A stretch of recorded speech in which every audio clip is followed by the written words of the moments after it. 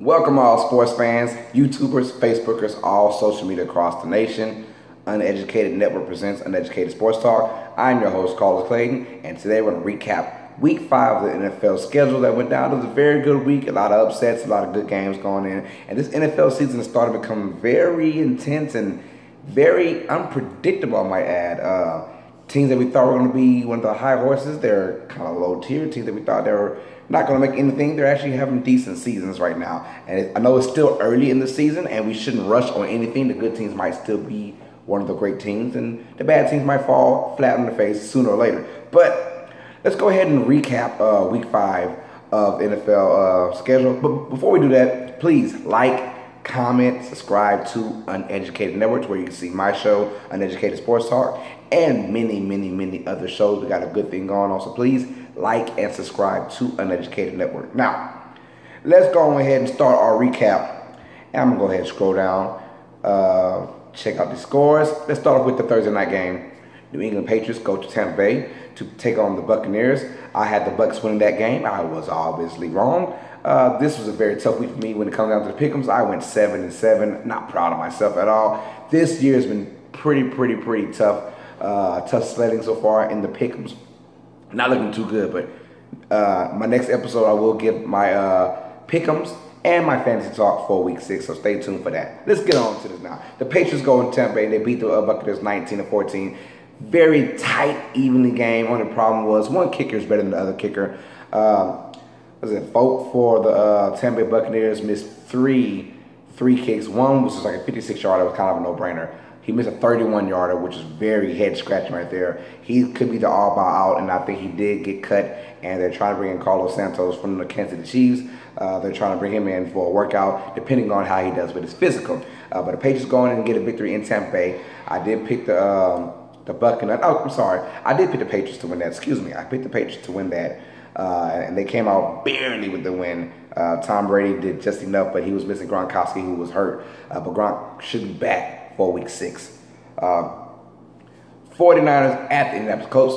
The Colts win 26-23 in overtime. It was had a lot of ugly games this week too. But this game was one of the uglier ones as well. It felt like no team wanted to win. Colts finally win at pretty much towards the end of the overtime.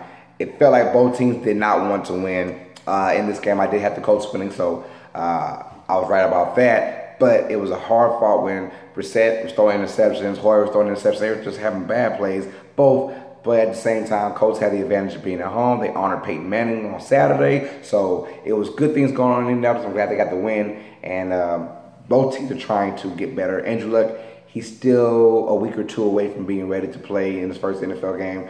I'm thinking to look out for the season. That's my opinion, but no one wants to listen to my opinions, right? Jets at the Browns. If you thought the Colts and the 49ers were bad, well, guess what? I think Jets and the Browns took the cake for worst game of the week. It was a very horrible game to be a part of, and even worse game to actually watch. Deshaun Kaiser started the game. In the second half, got benched for Hogan. And Hogan came out and he made some plays. But the Jets showed that their defense is still very good. Cleveland doesn't have an offense at all. Deshaun Kaiser, like I said, gets benched. He throws, they had like 3 or 4 red zone trips. It came up pretty much empty in everyone. And when you get in the red zone in the NFL, you got to capitalize with at least 3 points. If you're a sorry team, at least get points out of that. And they made costly turnovers. It felt like, you got to recoach them. My thing about Deshaun Kaiser, I would have never, ever started him in the first place. With this bad team that you got right here, you don't start a rookie quarterback with this bad team. You let him sit out for a year, or you bring him in later on in the year to where he gets comfortable with the system. You put him in from day one just because he looked decent in the preseason. And that's better than whatever quarterback they had already. But you do that to him, and now psychologically, mentally, he could be fragile if he does come back into the field. Say if Hogan does get hurt, God forbid, and Kaiser has to come back, he won't be back as a different guy. He'll be the same guy, but when you say, if I do say different in a negative way, because he was already benched, so he knows how that feels. So I think they're going to go with Hogan. Again, Hogan did play decent, but he had a couple interceptions as well. The Browns and their quarterback issues, just not good. They have to eventually go for an all-out quarterback again. They passed up on Mr. Trubisky. They passed up on Deshaun Watson. They passed up on Pat Mahomes. So you know that they got to do the thing. Now, the good news is the number one pick, Myles Garrett, came in, had 2 sacks, so he looked good. But the New York Jets squeak out a 17-13 win, and I got that right too. So I'm on a roll right now, right? It gets worse, trust me. Here we go. Uneducated Networks. Basically, we have our upset of the week. We went out there on Facebook and we said that the Jaguars beat the Pittsburgh Steelers. A lot of people laughed at us, but guess what? We got it right. The Jacksonville Jaguars beat the Pittsburgh Steelers by a score of 30-9. Not 1, not 2, not 3, not 4, but 5 interceptions were thrown by Ben Roethlisberger. Probably his worst game of his career. But the Jaguars, I don't know if it was the Jaguars defense or if it was just Ben Roethlisberger and the Pittsburgh Steelers offense that was that bad. Is the Jaguars defense that good or the Steelers that bad? I want you guys to let me know that. Comment below. Are the Jaguars defense that good or are the Pittsburgh Steelers offense just that bad? It's been a 2-man show outside of Roethlisberger. It's been Antonio Brown and it's been Le'Veon Bell for the past couple years. So they're a 2-trick team, a 2-pony team. Well, here we go. Ben, after the game, was asked by reporters, I mean, what's going on with you? And Ben we already know in the offseason he was contemplating on retirement last year. We thought maybe he would come back. We all eventually knew he would come back. But now he's saying, maybe I just don't belong here. Maybe I don't have the edge to fire him. We could see an end of an era when it comes down to Ben Roethlisberger. But then y'all kind of help. Leonard Fournette is a beast. 182 yards. He had a 90-yard scamper basically at the end of the game to break the game and lose. There's no coming back. And he is on a tear for Rookie of the Years. Him, Kareem Hunt, Christian McCaffrey, all those guys that have a wonderful rookie year so far. So the Jaguars went 30-9, and who would love to be in Blake Bortles' shoes right now? 8 for 14, 95 yards, and you get a win convincingly. You're like, oh, if it's up to the Jaguars, they're going to run the ball 50 times a game. And they've been getting close. They've been running the ball almost 40 times a game. It feels like it, man. So shout out to the Jaguars. They are 3-2 and on top of their division right now, which is crazy. We thought that the AFC South winners right now would be a 3-2 Jacksonville Jaguar team. Not us, but we did predict upset of the week. We got that. We will tell you guys our next upset of the week next episode. The Los Angeles Chargers go into New York. Both teams are 0-4. Both teams looking for their first victory. One team finally got it. It was the Los Angeles Chargers. This is a bad overall day for the New York Giants. It's been a bad week. It's been a bad year. It's been a bad everything. Odell Beckham comes down and he basically fractures his ankle. He is out for the year. Brandon Marshall hurt his ankle as well. He is out for the year, all in the same game. Sterling Shepard, he hurt something. I don't know how long he's out. I think he's coming back. But this team is done. Eli is done. And I'm not shocked. Speaking of guys that probably won't return next year, we're talking Ben Roethlisberger, and now we're talking Eli Manning. Eli Manning, this might be his last year. Earlier before the season started, I had high expectations for the Giants, but I did say this is Eli Manning's make or break year. With all these weapons that they brought for him, if he does not perform very well, this could be his last year. And right now, 0-5, they got beat 27-22. It was a back and forth game. Both teams had chances to win.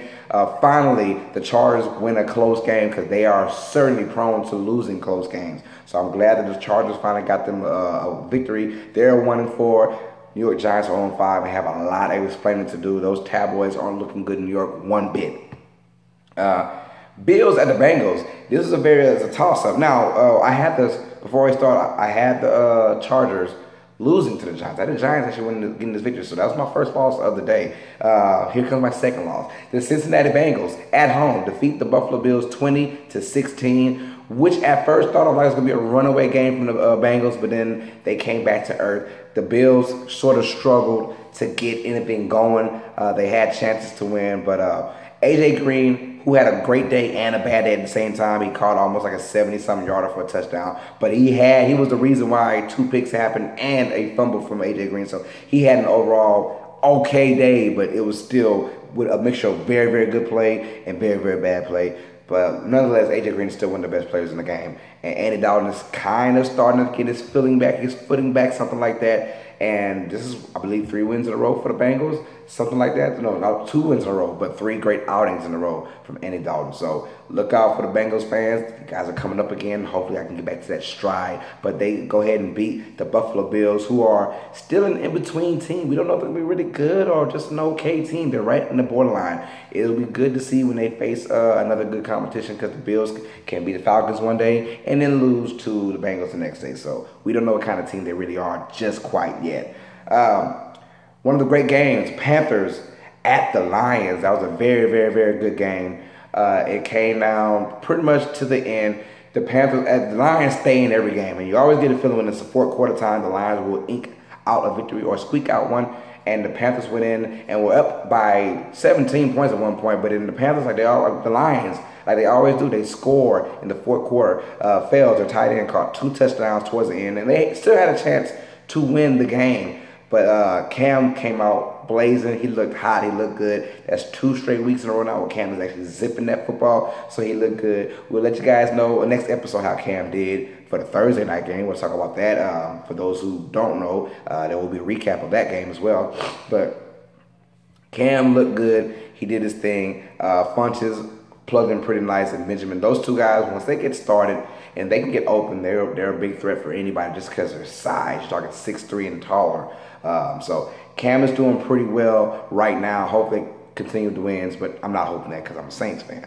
So Panthers win 27-24. I got that wrong. I went for the Lions. Now this one, Titans at the Dolphins, and yes, I went for the Dolphins. This will probably be boo-boo game of the week. Titans versus the Dolphins. No Marcus Mariota.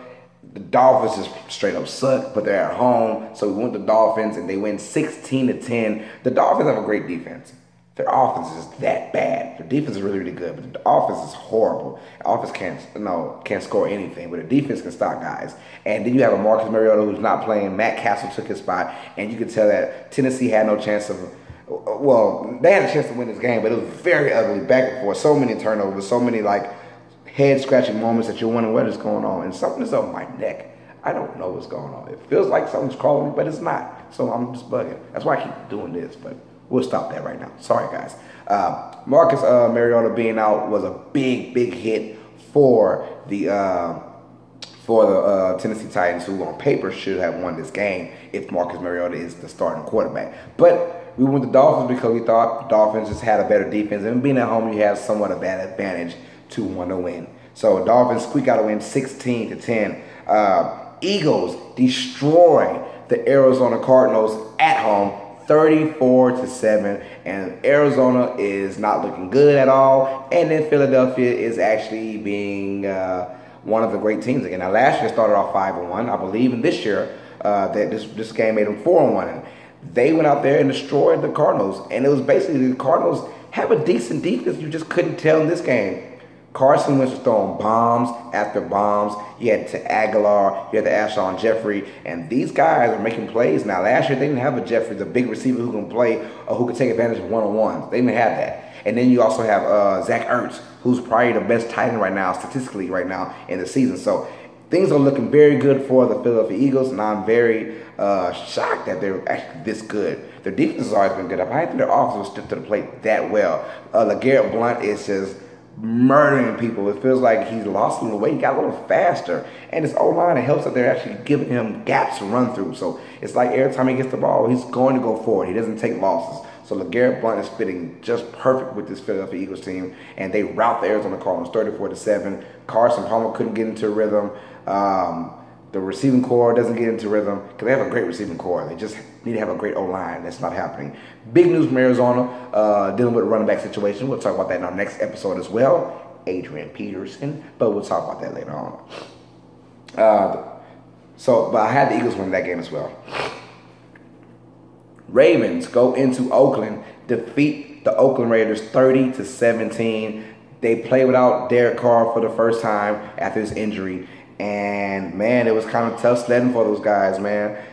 They needed help. Derek Carr was not looking good at all. 30-17. They started off 14-0 like that. Jared Cook is they're down 7-0. Jared Cook gets the ball. He fumbles it. It's a skip by Jimmy Smith. He picks up a scoop for a touchdown. 14, nothing like that. Marshall Lynch is automatically just done with the game pretty much because the game plan changes. 14 to nothing. You don't even have to get a chance to do anything, and Marshall has to be on the sideline pretty much because he's not a threat in the passing game. Oakland, good news, they get Derek Carr back next week against the Chargers, so hopefully they show better life because this was my pick for the AFC. When healthy, I think this is probably one of the best teams in the AFC. But we'll see about that now. Derek Carr's coming back, but he's not 100%. So we'll see what goes on with that. Next one, the Seattle Seahawks and the Rams. Well, I had the Raiders winning that, and they lost. I had the Rams beating the Seahawks, and it was very, very close. But the Seahawks get a 16-10 victory. And all that being said, the Rams still had a chance to win. In the Coliseum in LA, they had a chance to win against the Seahawks. 16-10, it was basically defense versus that Rams high offense, averaging 35 points per game, and Seattle defense came to the occasion. They rose up like I thought they would. This is finally their coming out party of, hey, we're still a good defense, because they've been giving up mad, crazy numbers to teams that they shouldn't have. And when it finally came down to a good Rams team, who I'm saying is a good Rams team, they only gave them 10 points. They shut down Goff, but Goff still had a chance to win. I think Cooper Kupp had one right off his hands, pretty much on the third down. It's like 3rd and 20, which could have won the game, and he dropped it. So that being said, the game is inches, and that could have been the Rams win, but now it's the Seahawks win. And they won 16-10, so I lost that as well. Another game is probably the game of the week, the Packers against the Cowboys, and it's Aaron Rodgers versus the Cowboys pretty much. Aaron Rodgers owns the Cowboys. They win 35-31 over Dallas in Jerry Jones Stadium. So you know when Aaron Rodgers goes to Dallas, he's looking to have a good time. They go in down 28-31 after Prescott scores a touchdown with 1:18. Now, before that, they threw the ball with about a minute and 20-something to go, and it stopped the clock because of the incompletion to Dez Bryant. You don't do that. After running the ball for 8 yards, the down before, it was a second down, they threw the ball and stopped the clock. That's a problem. You want to give Aaron Rodgers as little time as possible to win the game. And what they did, they gave him 1:18, which is probably about 50 seconds, way too much time. So they get the ball to the baddest quarterback on the planet. What he does, he travels basically 75 yards in a minute and like 8 seconds, and to win the game with Devontae Adams, who had just came off of a very bad injury or a very bad concussion, looking like from the Bears the previous week. So, about a week and some change prior. So we're glad to see that Devontae Adams back. He caught not one but 2 touchdowns for them. So let's go ahead to the Sunday night game, which is supposedly going to be a good game. Deshaun Watson goes in. Kansas City comes into Houston to face the hot Deshaun Watson and the Texas team. But Kansas City is probably the best team in the league right now at 4-0. And Texas are 2-2. Here we go. They go on there, and the crowd is rocking. Everyone is feeling it. Everyone is waiting. And then a big dud happens. The first series, J.J. Watts goes down with a knee injury. And at the same time, Merciless as well, Whitney Merciless goes out with a shoulder or a pec injury. And they are both out for the season. And the crowd goes silent. It is dead. And although be it, Houston fought back. And Deshaun Watson is going to be a stud. And all that. I've never seen Alex Smith at this best in his lifetime. I've never seen him this good. I'm actually shocked that he's actually this good. Alex Smith, with the pressure of them getting Pat Mahomes and jumping up 17 spots to get this future quarterback for them, Alex Smith said, you know what? I'm going to ball out. I don't care what's going on. I'm going to show you guys why I believe I'm an elite level quarterback. But I've always said, Alex Smith has the tools. I mean, he's the #1 pick, for Christ's sake. About 6, 7, 8, 9 years ago, whatever he was drafted, he was #1 pick for the 49ers. And I think he was never given the necessary tools to be the guy. So he finally gets those tools. That's what messed with me. It's like hair. Don't know where that hair came from. That was something was tingling on my neck. It was a hair. I don't like that. But Alex Smith finally proves that he is one of the best quarterbacks in this game if you just let him play the way he wants to play. Not only is he good at passing, but he can also rush the ball. I mean, he can also run the ball too. So that being said, they put it on Houston. Don't let that score mislead you. 42-34, and it was still Basically, not a close game, but still a blowout in my opinion. I don't know how you contain this offense with Kareem Hunt, who's getting 100 yards from scrimmage every game. It's going to feel like he's going to be a big part of this Kansas City team. So, like it or not, you're looking at the Rookie of the Year, pretty much, unless Leonard Fournette continues to go on this pace that he's going as well. But those two guys are going to fight for Rookie of the Year. And this Kansas City Chiefs team already has a good defense. Although they're being depleted, it seems like one person per game Kansas City's losing on defense. It's not going to stop anybody. They can't. They're not going to lose. They keep scoring the way they're scoring. I mean, you go into New England, beat those guys the way you did. Then you go into Houston, beat those guys the way you did. Kansas City is showing that, hey, I've always been a big believer of Kansas City. I've always said, man, if they just got the right situation at the right time, this team can go to the Super Bowl over the last 3 or 4 years. But now I think they've actually unleashed Alex Smith and say, you know what, be you. And that was a great thing they did, great thing Andy Reid did, because now this team is working on all cylinders.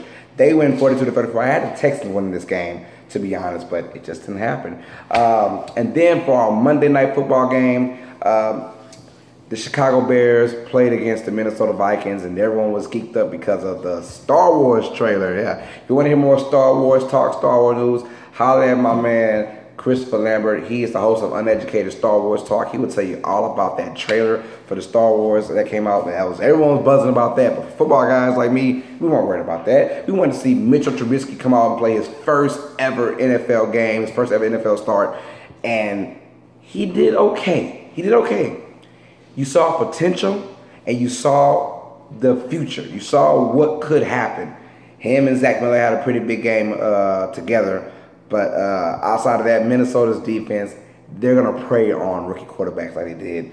And they kept themselves in the game. It was a pretty big game for Minnesota because they had to win this and stay involved. Sam Bradford started the first half, but he came up lame pretty much. And we don't know when Sam's going to come back. That is Sam's problem. He has all the God-given abilities to be one of the greatest quarterbacks in the game. He just can never stay healthy.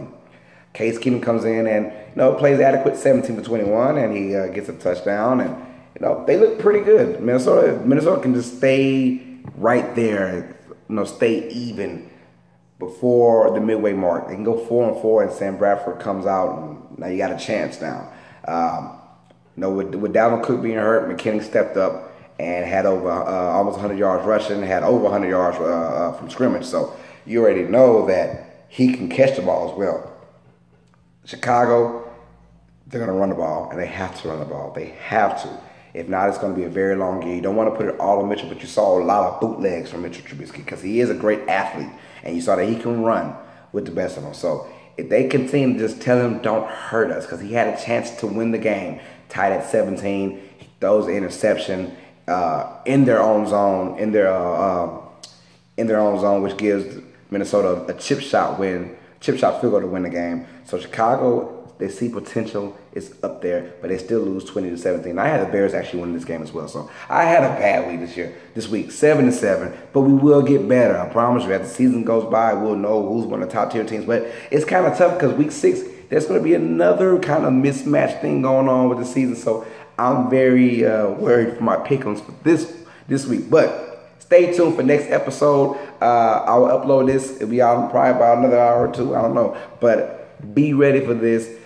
Week 6 pick'ems, and then also our fantasy talk. So I'm just living life and having fun doing this, man. So stay tuned. Please like and subscribe to Uneducated Network, where you see my show, Uneducated Sports Talk. You see Christopher Lambert show, Uneducated Star Wars Talk. You see Sheldon Wood show, Gaming Uneducated. You see all kind of shows going on, man. So we are excited and we are rocking and rolling, man. And that's all we got for the NFL. Like I said, next episode we'll give my fantasy and my pickles for week 6. So that being said, guys, Uneducated Network presents Uneducated Sports Talk. I'm your host, Carlos Clayton. As always, fans, you know what it is. Stay smart, stay uneducated. Peace.